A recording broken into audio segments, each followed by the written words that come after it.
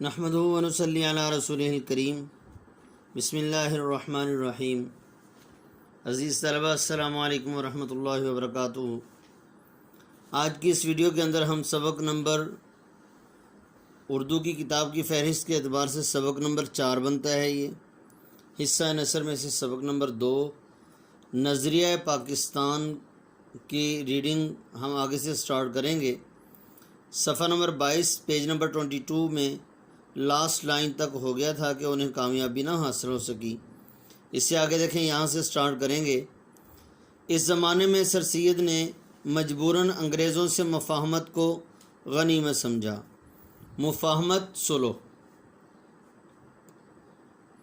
اور مسلمان قوم کی اخلاقی اور تہذیبی اصلاح پر توجہ دی اور ان کے دلوں سے احساس کمتری کو دور کرنے کی کوشش کی۔ احساس کمتری، خود کو گھٹیا سمجھنے کا احساس۔ 1885 یعنی 1885 میں ہندوؤں نے کانگریس کی بنیاد ڈالی اور ظاہر یہ کیا کہ وہ ملک کی تمام قوموں کو ان کے حقوق دلوائیں گے، لیکن بعد میں پتہ چلا کہ وہ صرف اپنے حقوق کا تحفظ چاہتے ہیں۔ انہوں نے مسلمانوں کو ان کے کاروبار سے محروم کرنے کی کوشش کی اور وہ سرکاری ملازمتوں پر بھی قابض ہو گئے، قبضہ کرنے لگے۔ نیز انہوں نے مسلمانوں کی مشترکہ زبان اردو کے مقابلے میں ہندی کو قائم کر دیا۔ سر سید نے مسلمانوں کو ہندوؤں کی کانگریس اور ان کی سیاست سے علیحدہ کرنے کی کوشش کی، اور ان کے ایک دوست مولانا محمد قاسم نے دیوبند میں مسلمانوں کی دینی تعلیم کی طرف توجہ دی۔ یعنی دنیاوی اعتبار سے بھی مسلمانوں کی اصلاح کا بیڑا اٹھایا جا رہا ہے، اور دینی اعتبار سے بھی مسلمانوں کی توجہ، مسلمانوں کی تربیت کی طرف، مسلمانوں کی اخلاقی اور تہذیبی دینی اعتبار سے بھی تربیت کی طرف توجہ دی جا رہی ہے۔ تو یہ دیوبند جو ہے، یہ دیوبند ایک بستی کا نام ہے، بریلی بھی ایک بستی کا نام ہے۔ بریلی کے رہنے والے بریلوی اور دیوبند شہر کے رہنے والے دیوبندی۔ یہ بعد میں گویا کہ یہ فرقوں کی تقسیم ہو گئی کہ جو دیوبند کو ماننے والے تھے وہ دیوبندی ہو گئے، بریلی کو ماننے والے تھے جو وہ بریلوی ہو گئے۔ حقیقت میں یہ دونوں دیوبند اور بریلی یہ دونوں انڈیا کے شہر ہیں۔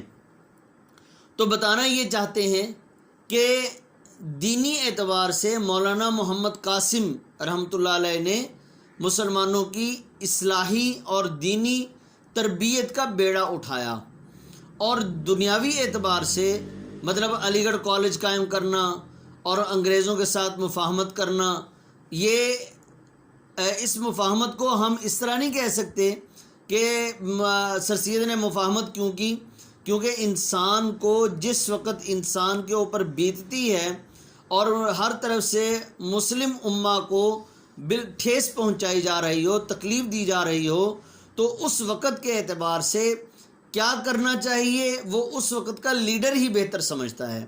تو اس اعتبار سے کہا جاتا ہے کہ سر سید احمد خان نے انگریزوں سے مفاہمت کو غنیمت سمجھا۔ کیوں؟ اس لیے کہ مسلمان اس وقت قسم پرسی کی زندگی گزار رہے تھے، بہت ہی زیادہ بیچارگی والی زندگی گزار رہے تھے، غربت اور افلاس اور بے روزگاری تھی۔ ادھر سے ہندو بھی مسلمانوں کے مخالف ہو گئے تھے اور انگریز بھی مسلمانوں کے مخالف تھے، تو اس لیے سر سید احمد خان نے ان سے مفاہمت کو غنیمت سمجھا۔ پھر سر سید کے ایک رفیق نواب وقار الملک، رفیق دوست نواب وقار الملک نے 1906 میں کل ہند مسلم لیگ کے نام سے مسلمانوں کی ایک الگ تنظیم کی بنیاد ڈالی۔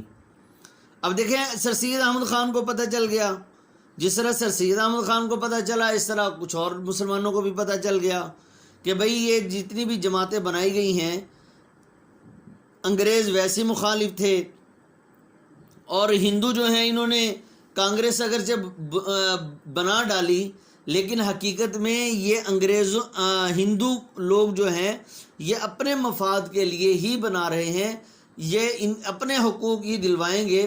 ظاہری طور پر تو انہوں نے یہ نعرہ لگایا تھا کہ ہم ہر قوم کو ان کے حقوق دلوائیں گے، لیکن حقیقت میں جب دیکھا گیا اور جماعت کے اندر جو ہے کام کرنے کے ذریعے سے پتہ چلا کہ یہ مسلمانوں کی خیرخواہ جماعت نہیں ہے، بلکہ یہ صرف اور صرف ایک تعصب کی بنیاد پر ہندو قوم صرف اپنے مفاد کے لیے اور اپنے ہندو بھائیوں کو حقوق دلوانے کے لیے اور انگریزوں سے چھٹکارا حاصل کرنے کے لیے یہ مسلمانوں کو ساتھ ملا رہی ہے۔ جب یہ ہندوؤں کی تنظیم جو ہے یہ بہت زیادہ مضبوطی اختیار کر لے گی تو اس صورت میں انہوں نے مسلمانوں کو چھوڑ دینا ہے۔ اندر سے ان کے مقاصد یہی تھے۔ چنانچہ 1906 کے اندر نواب وقار الملک نے الگ تنظیم کی بنیاد ڈالی جس کا نام مسلم لیگ رکھا۔ یہ تنظیم ڈھاکے میں قائم ہوئی تھی جہاں ہندوؤں نے سازش کر کے مسلمانوں کو ذک پہنچانے کے لیے نقصان پہنچانے کے لیے مشرقی بنگال اور آسام کا وہ صوبہ جس میں مسلمانوں کی اکثریت تھی ختم کرا دیا۔ 1911 میں اسی علاقے کو پھر بنگال میں شامل کرا دیا۔ اسی زمانے میں پہلی جنگ عظیم چھڑ گئی۔ اب دیکھیں پہلی جنگ عظیم کب چھڑی، یہ لکھا ہوا ہے 1914 میں۔ 1914 میں شروع ہوئی تھی اور 1919 میں ختم ہو گئی۔ جی اسی زمانے میں پہلی جنگ عظیم چھڑ گئی جس میں انگریز کا مقابلہ جرمنی سے ہوا اور ترکی نے جرمنی کا ساتھ دیا۔ ہندوستان کے مسلمان چونکہ ترکی کے سلطان کو حجاز کی خدمت کرنے کی وجہ سے خلیفہ اسلام سمجھتے تھے۔ حجاز کس کو کہتے ہیں؟ حجاز مکہ مکرمہ، مدینہ منورہ اور طائف، ان تین علاقوں کے مقدس مقامات کو حجاز کہیں گے۔ مکہ مکرمہ، مدینہ منورہ اور طائف، یہ تین شہروں کے نام ہیں۔ ان تین شہروں کے مقدس مقامات کو حجاز کہیں گے۔ خدمت کرنے کی وجہ سے خلیفہ اسلام سمجھتے تھے، اس لیے انہوں نے مالی اور طبی امداد باہم پہنچائی، فوراً پہنچائی، جس کی وجہ سے حکومت برطانیہ کو مسلمانوں سے عناد پیدا ہو گیا۔ عناد دشمنی، پہلے بھی دشمن تھی اور اب جو ہے ترکی کی مدد کرنے کی وجہ سے اور زیادہ دشمنی بڑھ گئی۔ لیکن انہوں نے یہاں کے مسلمانوں سے وعدہ کیا کہ اگر ہم کو اس جنگ میں فتح حاصل ہوگی تو ہم کسی طرح بھی ترکی کو مزید نقصان نہیں پہنچائیں گے۔ یہ وعدہ محض فریب تھا۔ چنانچہ جب انگریزوں کو فتح حاصل ہوئی تو وہ اپنے وعدے سے پھر گئے اور انہوں نے ترکی کی وسیع سلطنت کے ٹکڑے ٹکڑے کر دیے۔ یہاں کے مسلمانوں کو اس فریب کی وجہ سے بہت تکلیف پہنچی۔ انہوں نے خلافت کے تحفظ کے لیے مولانا محمد علی جوہر اور ان کے بڑے بھائی مولانا شوکت علی کی رہنمائی میں تحریک خلافت شروع کی۔ اس زمانے میں ہندوؤں نے مسلمانوں کو ہندو بنانے کے لیے شدھی کی تحریک شروع کی اور ان کو ختم کرنے کے لیے سنگھٹن کی تحریک بھی شروع کی۔ یہ ایک سوال کا جواب بھی ہے۔ ایک بات یاد رکھیں، یہاں پر اکثر طلباء اسٹوڈنٹس جو ہیں وہ اس کا جواب لکھتے ہوئے غلطی کر دیتے ہیں۔ دیکھیں، مسلمانوں کو ہندو بنانے کے لیے شدھی کی تحریک شروع کی۔ ہندوؤں نے مسلمانوں کو ہندو بنانے کے لیے شدھی کی تحریک شروع کی۔ بعض بچے یہاں پر یہ لکھ دیتے ہیں کہ مسلمانوں کو ہندو بنانے کے لیے اور پھر ہندوؤں کو ختم کرنے کے لیے سنگھٹن کی تحریک۔ ہندوؤں کو ختم کرنے کے لیے نہیں بلکہ مسلمانوں کو ختم کرنے کے لیے، ان کو سے مراد مسلمانوں آئے گا کہ مسلمانوں کو ختم کرنے کے لیے سنگھٹن کی تحریک شروع کی۔ پھر 1928 میں 1928 میں کانگریس نے جو نہرو رپورٹ شائع کی اس میں مسلمانوں کے لیے علیحدہ نمائندگی کا اصول جو 12 سال پہلے تسلیم کر چکی تھی بالکل نظر انداز کر دیا۔ مطلب اس کا یہ ہے کہ جب 1928 میں، اب 1928 سے پہلے 12 سال پہلے کانگریس نے 12 سال پہلے 1928 سے 12 سال پہلے مسلمانوں کے علیحدہ ملک کی نمائندگی اور علیحدہ وطن کی نمائندگی کا اصول جو ہے تسلیم کر لیا تھا، کہ علیحدہ نمائندگی کا اصول تسلیم کر لیا تھا کہ واقعتاً مسلمان ایک علیحدہ قوم ہیں، ان کا مذہب، ان کا عقیدہ، ان کا خدا، ان کا رسول، ان کی کتاب اور ان کے اسلامی اصولوں کے مطابق علیحدہ وطن ملنا چاہیے تاکہ اس میں یہ علیحدہ طریقے سے اپنے مذہب کے مطابق عبادت کر سکیں، لیکن جس وقت 1928 میں نہرو رپورٹ شائع ہوئی اور اس کو پیش کیا گیا تو وہ اس اصول کو بالکل نظر انداز کر دیا، یعنی انہوں نے چھوڑ دیا، یعنی وہ یہاں بھی ہندو لوگ جو تھے وہ اپنی بات سے پھر گئے۔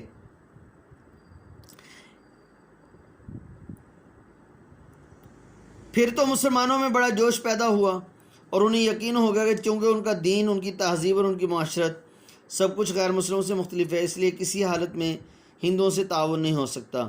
چنانچہ 1930 میں مسلم لیگ کے الہ آباد والے اجلاس میں علامہ اقبال نے مسلمانوں کے لیے ایک علیحدہ وطن پاکستان بنانے کی تجویز پیش کی۔ 4 سال کے بعد جب قائد اعظم محمد علی جناح نے مسلم لیگ کی صدارت کا مستقل طور پر عہدہ قبول کیا تو انہوں نے اس تجویز کو عملی جامہ پہنانے کی کوشش کی، مطلب یہ کہ اس تجویز کو مکمل کرنے کی کوشش کی، شرمندہ تعبیر کرنا، عملی طور پر اس کو پریکٹیکل میں لے کر آنا۔ آخرکار 23 مارچ 1940 کو انہوں نے لاہور کے اجلاس میں واضح طور پر اعلان کر دیا کہ جن علاقوں میں مسلمانوں اکثریت ہے وہاں ایک آزاد مسلم ریاست قائم کی جائے۔ اس اعلان کو قرارداد پاکستان کہتے ہیں، جس کی روح سے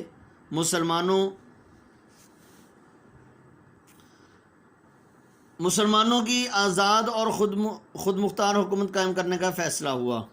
یہاں یہ سمجھ لینا ضروری ہے کہ دنیا کی قومیت کی تشکیل کی 2 بنیادیں ہیں، ایک وہ جو مغربی مفکرین نے قائم کی ہے، دوسری وہ جو رسول مقبول صلی اللہ علیہ وسلم کی قائم کی ہوئی ہے۔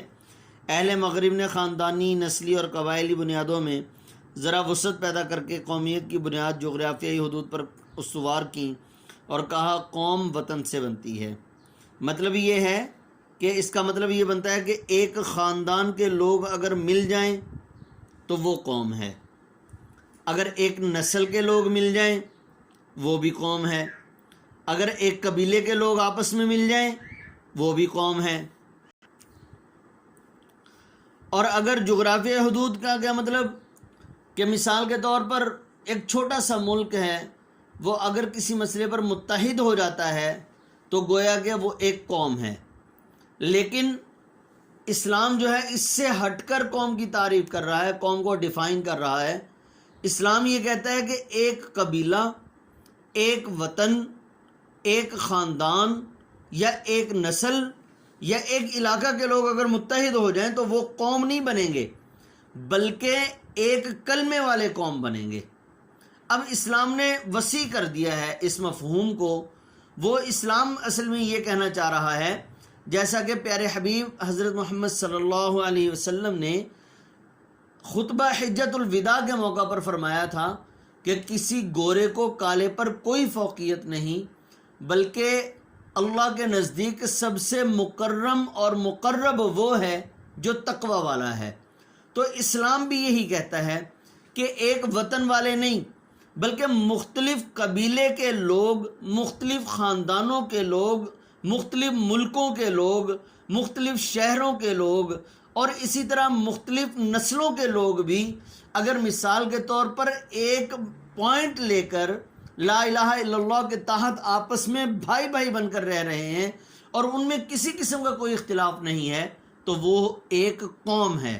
مغربی مفکرین یعنی انگریز لوگ یہ کہتے ہیں کہ وہ قوم نہیں ہے، چونکہ ان کے وطن الگ الگ ہیں، ان کی قوم الگ الگ ہے، اس لیے وہ ایک قوم نہیں ہو سکتے۔ دیکھیں جی، اس نظریے کی وجہ سے دنیا کے انسانوں کے درمیان تباہی کا جو دروازہ کھلا وہ 2 عالمی جنگوں کے ہونے سے بخوبی ظاہر ہے۔ یہ وطنی قومیت کی بنیاد پر لڑی گئی تھی۔ وہ کہہ رہا تھا کہ میرا ملک اتنا ہے، وطنی قومیت، میرا وطن اچھا ہے، یا یہ کہا گیا کہ بھئی ہمارا وطن جو ہے وہ آزاد ہو جائے، کسی کے ماتحت نہ ہو۔ وہ کہتے تھے نہیں، ہم نے آپ کے وطن پر قبضہ کرنا ہے۔ اب اس طرح سے لڑائیاں ہوتی ہیں، لیکن جب کلمے کی بنیاد پر ہو گیا تو کلمے کی بنیاد پر لوگ جو ہیں وہ یہ سمجھتے ہیں کہ بھائی جب جنگ کرنے لگتے ہیں تو جو حقیقی مسلمان ہوتا ہے وہ یہ سمجھتا ہے کہ میں اس ملک پر حملہ نہیں کروں گا، اس لیے کہ وہاں پر میرے کلمے کے لوگ بستے ہیں، میرے مذہب کے لوگ بستے ہیں۔ اگر میں ان کو تکلیف پہنچاؤں گا تو اسلام مجھے اس بات کی اجازت نہیں دیتا کہ میں کسی ناحق کسی ناحق کا خون بہاؤں کہ کوئی ناحق خون بہاؤں اور اپنے مسلمان بھائی کو ایسے بلا وجہ شہید کر دوں۔ اور یہ وطنی قومیت جنوبی ایشیا کے مسلمانوں کو تحفظ دینے میں بالکل ہی ناکام تھی، کیونکہ جنوبی ایشیا کے مسلمان اس نظریے کے تحت ایک مجبور اقلیت بن جاتے۔ بقیہ انشاءاللہ اگلی ویڈیو کے اندر۔ تو آپ نے اس میں اہم چیزیں جو ہیں وہ یاد کر لینی ہیں، وہ نہرو رپورٹ کے بارے میں، شدھی اور سنگٹھن تحریک کے بارے میں، کانگریس کی رپورٹ ہے، اس میں جنگ عظیم ہے، اور اسی طرح جو ہے وہ کس کس نے مسلم لیگ کی بنیاد رکھی اور کب رکھی گئی، اور پھر اس میں جو ہے کانگریس کب قائم ہوئی، نہرو رپورٹ کب شائع ہوئی، اور اسی طرح جو ہے وہ مسلمانوں کی دینی تربیت کی طرف توجہ کس نے دی۔ یہ پوائنٹ سارے کے سارے اہم ہیں، یا آپ نے اچھی طرح سے یاد کر لینے ہیں۔ السلام علیکم ورحمۃ اللہ وبرکاتہ۔